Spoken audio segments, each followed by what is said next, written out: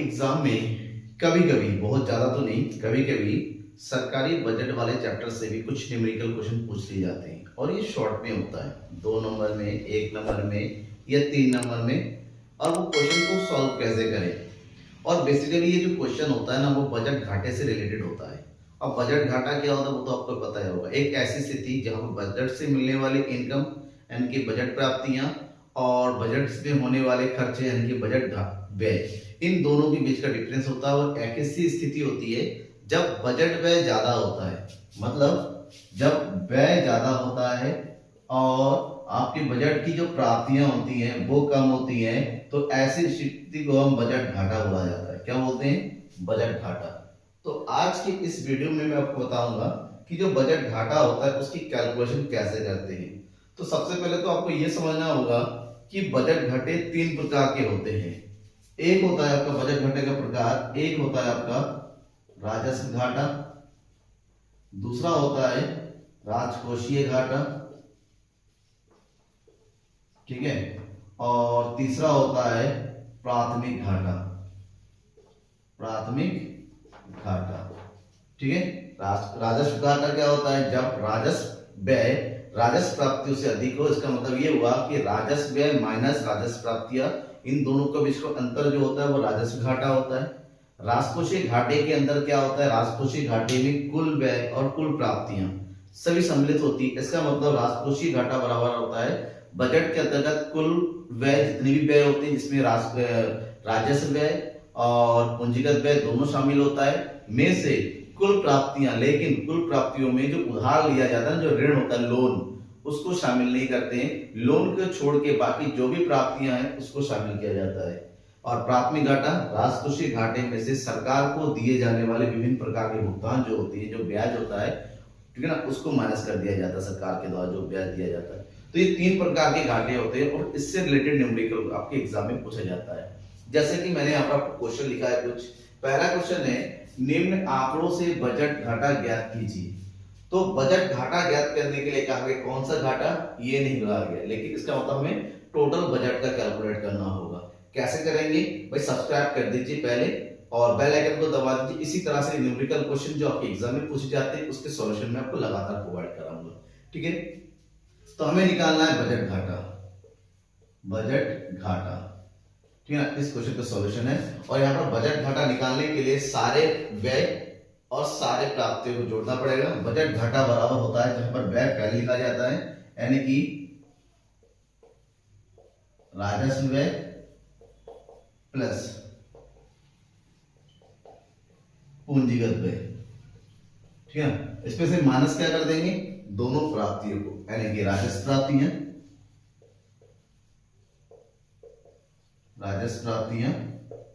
Plus पूंजीगत प्राप्तियां, ठीक है।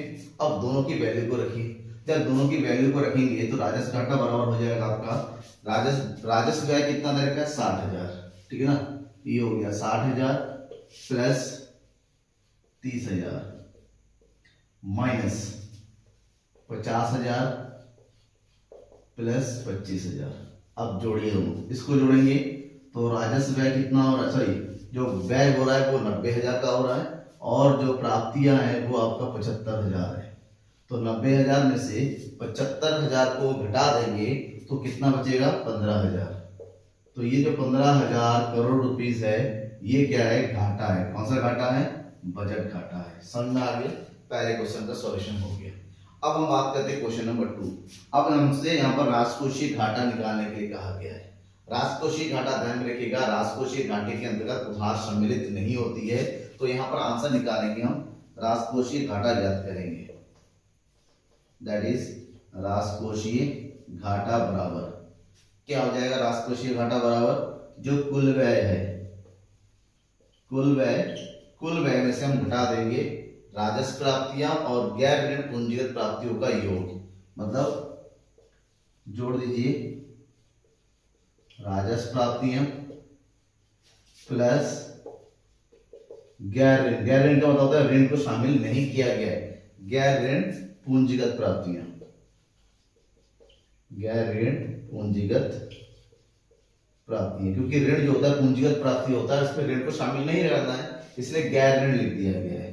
तो कुल व्यय आपका हो गया 75,000 माइनस राजस्व प्राप्तियां है 60,000 और उसमें प्लस कर देंगे हम 5,000, तो टोटल हो गया 75,000 माइनस 65,000।